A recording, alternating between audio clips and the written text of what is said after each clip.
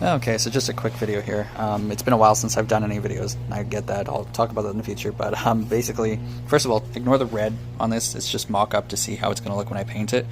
Anyways, so this is my EM2, Daymak EM2, technically an e-bike, even though it looks like a motorcycle.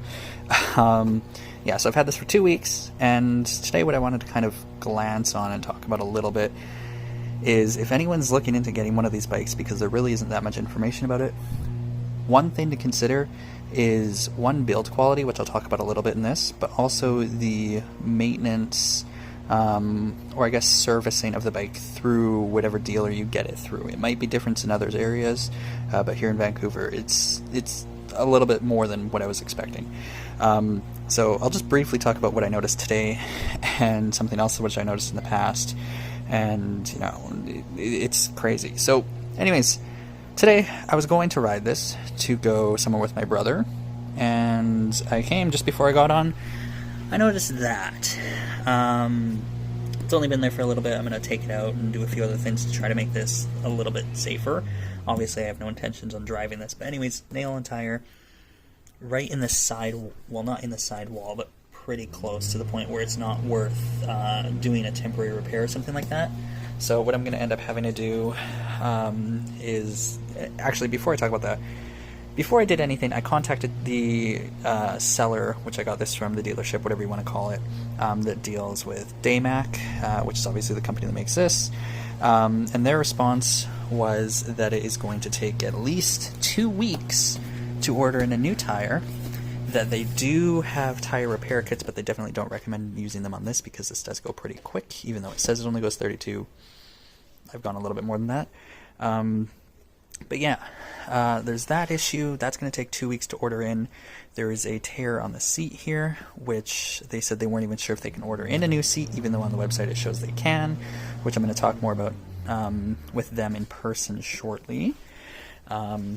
And yeah, just overall, it's a great bike. I love the bike, don't get me wrong, but the repairs, the manufacturer, or not manufacturer, the build quality issues and other things are incredibly annoying.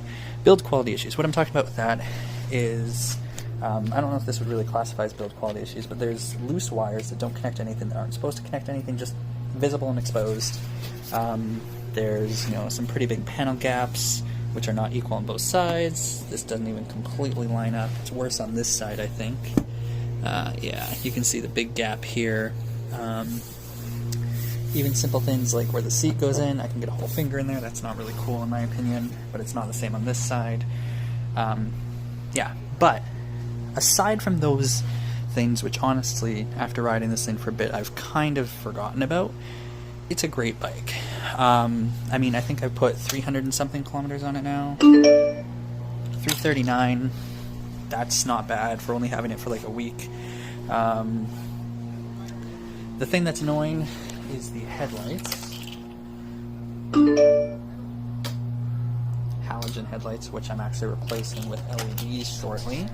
Another thing, if you're considering getting this bike, to keep an eye on is if you go over any bumps or anything like that at high-ish speeds like I was, the tire actually rubs up against the bottom of this, which is why you can see it's a little bit rough here, and will shred off the inside and basically melt it, putting in a big chunk here that you have to rip off. So this is something that's probably going to be needed to be repaired or replaced pretty often. But yeah, like I said, I do love the bike. I do love the fact that you obviously don't need driver's license, insurance, anything to ride it, and it is pretty clearly here full size, or nearly full size to an actual motorcycle. Yeah, I mean, although the problem with that is I have been pulled over twice, once for speed, which, I mean, admittedly, yes, and the other time that I was pulled over was because they thought it was a real motorcycle that had a swapped plate, because it just says, you know, you don't need an actual license or insurance or anything, so it just has that.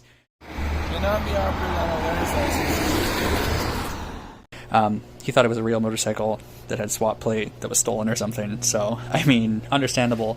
But yeah, so if anyone is, you know, considering getting this bike, just be aware of the fact that you're, one, going to be pulled over, 100%, just be prepared for that, and two, because personally, like I said, I was a little bit more excited to get this thing out and actually ride it than mentioning things like panel gaps here, there, under the seat, little things which, I mean, are just not equal on both sides of the bike. Like I said, especially this one here was pretty frustrating. The fact that if it rains, water is going to get into there.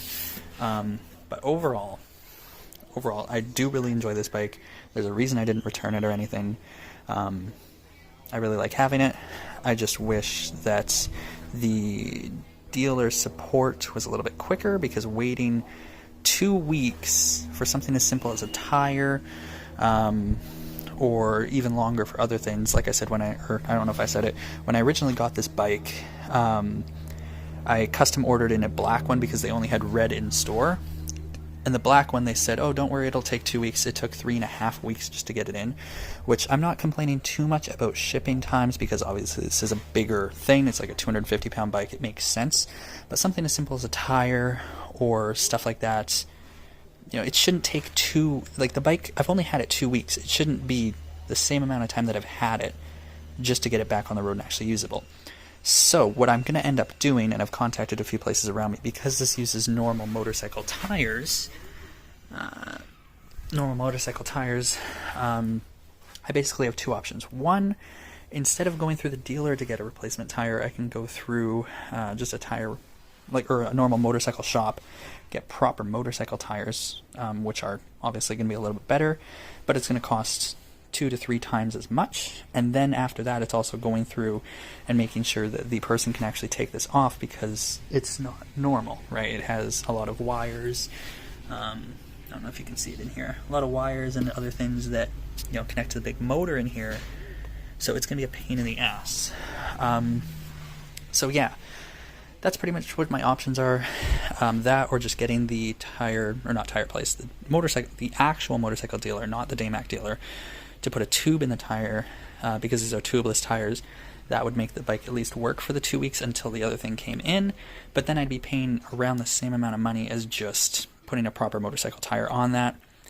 But then it would also be working tomorrow, instead of waiting a week or 2 weeks for a new tire. So yeah, it's confusing. I'm kind of pissed off a little bit because of the fucking nail. But, I mean, honestly, I do like the bike. Glad I got it. But yeah, confusing video. Tried to make it short. Not really. But, yeah. I guess that ends whatever this video was supposed to be.